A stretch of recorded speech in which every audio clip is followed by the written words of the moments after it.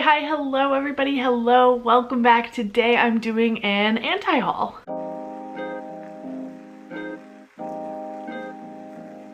I actually don't have a mug today. Well, I do, but I'm drinking out of my water bottle and it's got this cool Six of Crows sticker on it, which I really adore.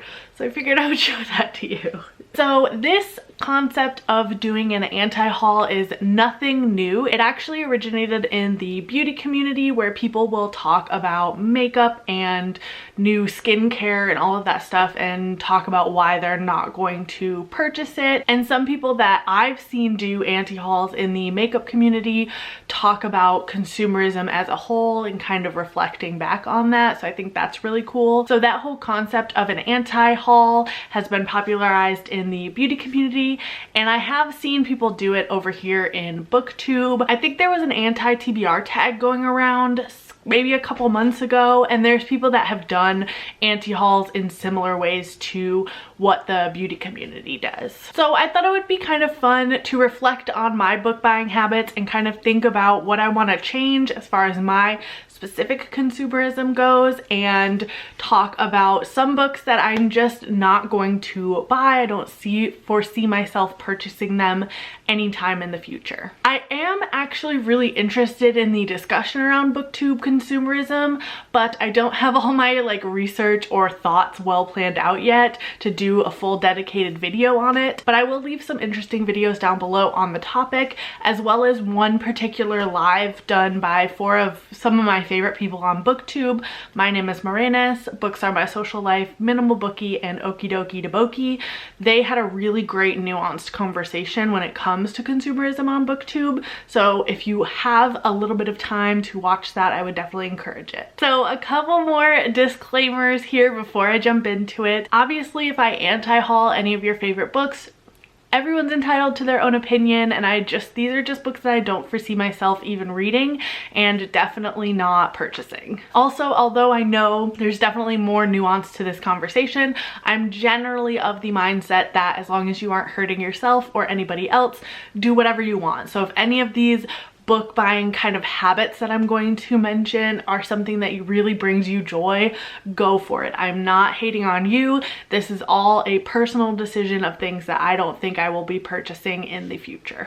I know I'm posting this directly after I post a book haul, so bear with me on this. I've broken it down into book categories, so specific types of books I don't see myself purchasing, and then I have a couple of specific titles that I will mention kind of in the later half of this video. I think that's all of my disclaimers. I know that was a long intro section. So we're gonna start off with sort of categories of books, and I'm going to start with collectors or special editions of books that I already own, especially if they just have a cover change. Specifically, what made me think about this is I fell into the trap of purchasing the collector's edition of Shadow and Bone by Leigh Bardugo. Leigh Bardugo has my heart. I love her. However, this special edition, collector's edition, isn't that different from the Shadow and Bone paperback that I own. And actually I like this one more because it's signed. The only thing that's different about this, obviously it's very well made and well done, and the cover is beautiful, but there's nothing on the back.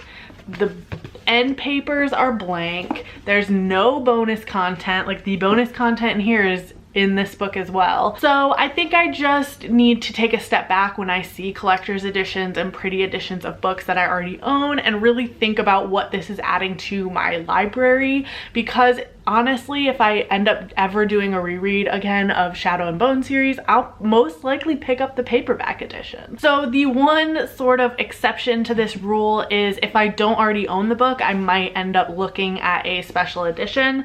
So I do own the 10th anniversary edition of The Lies of Locke Lamora. This is the first edition I ever bought when I read this book. I didn't have an edition. I don't have multiple copies of it.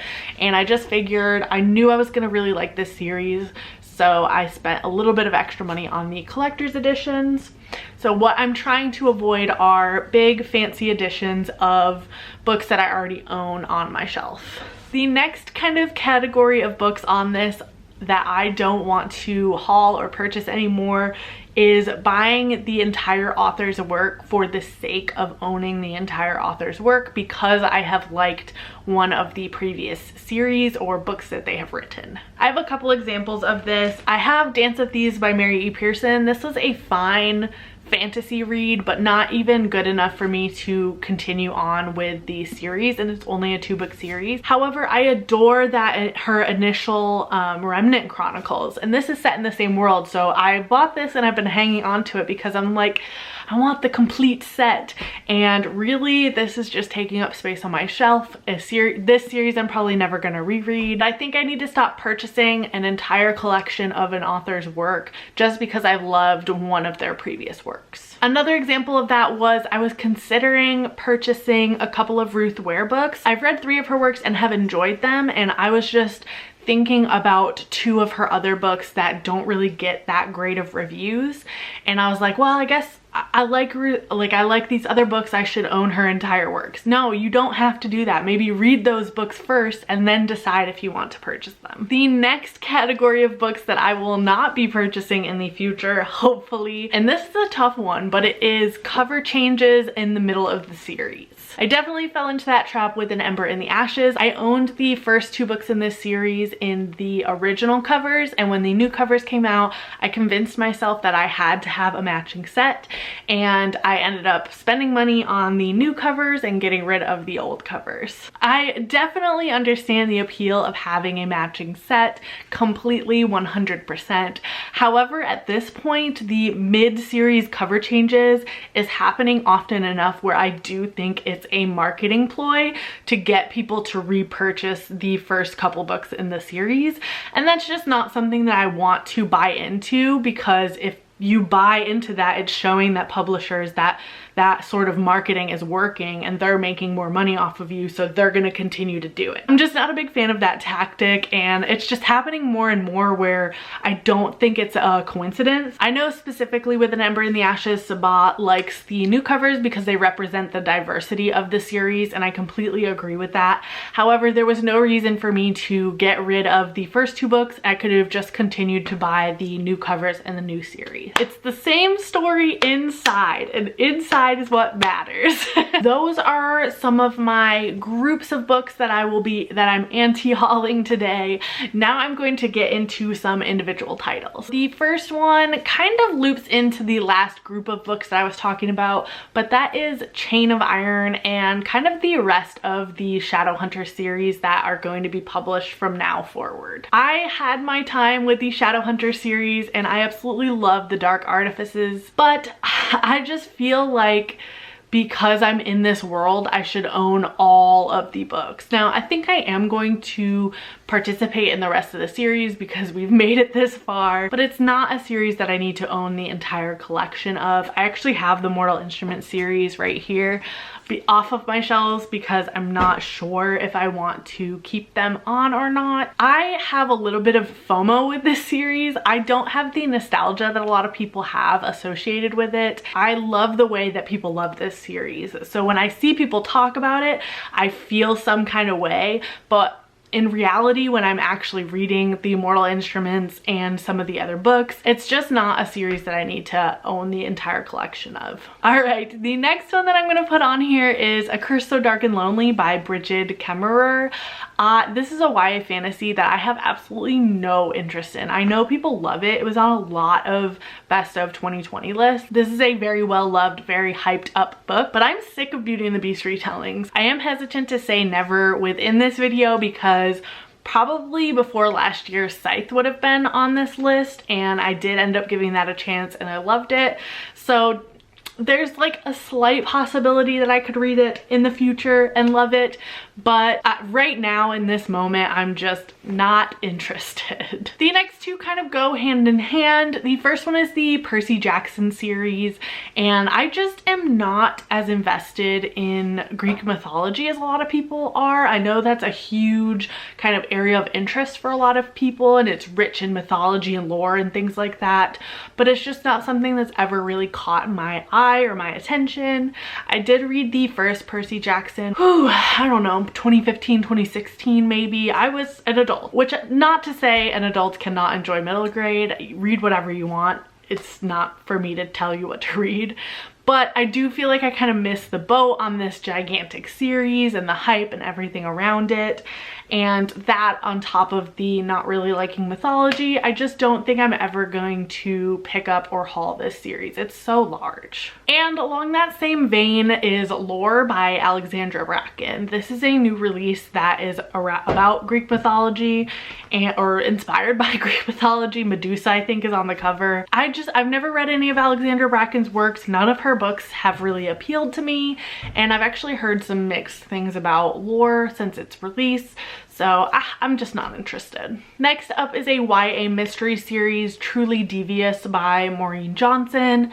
I am super picky about my young adult mysteries. The ones that I love are few and far between, unfortunately. I know this is a very well-loved series. However, the premise just does not interest me. I did try to get into this and the writing didn't really jive with me. I listened to the audio, so that might have been it. But I've heard from people that nothing's really even resolved at the end of the first book. You have to read all three, and now there's a fourth one. Specifically with my mysteries, I don't tend to like things that span multiple books just in general, so I don't think I'm ever gonna own this series. I don't think I'm ever gonna read it. The next one that I have on this list is The Gentleman's Guide to Vice and Virtue by Mackenzie Lee. This is a very popular, hyped up book. Probably, I don't remember what year, 2017 maybe. You can watch my Evolution of Hyped Books video if you want to. And at that time, this didn't really appeal to me. This kind of quirky historical fiction style vibe didn't seem like something I wanted to read. And since then, the author has been kind of icky on Twitter and just in general in her real life, so she's not really someone that I want to support right now. I'll find some threads or something to put down below with more information, but basically she was signing her own name in other people's books, and she was specifically doing it to authors of color and writing kind of like weird and almost rudish mean things in them. And also she was writing a book about a trans main character while she herself is not transgender, and there was a lot of weirdness surrounding that. So yeah, just not a book that I'm interested in, and not an author that I'm interested in supporting. And my final one on this list is Midnight Sun by Stephenie Meyer. This woman has written the same book 4 times. 4 times. Tell me that is not a cash grab. She wrote the initial Twilight book, she wrote the gender bent Twilight book, she wrote the 10th anniversary edition, which isn't that different, but I guess there were updates to it, so I'm counting it. And now we have Midnight Sun from Edward's perspective. Why are we here in the year I think it came out in 2020, recycling a 2005 story? I understand the nostalgia. I myself loved Twilight in high school. I get it, I do. But I don't get having to read this book 4 different times. Like, what? It seems really cash grabby at this point, especially since she has a whole nother series she hasn't completed yet. That's supposed to be a trilogy, I think. We're just writing the same book again. Okay. I think that was it. This was a pretty fun video to make. Let me know what books are on your anti-haul list down below. Leave a like if you liked this video. I might do another one. I'm sure there are more that I could add to the list. And subscribe if you want to. You don't have to. I am just happy you're here, and I will leave you with that. Bye.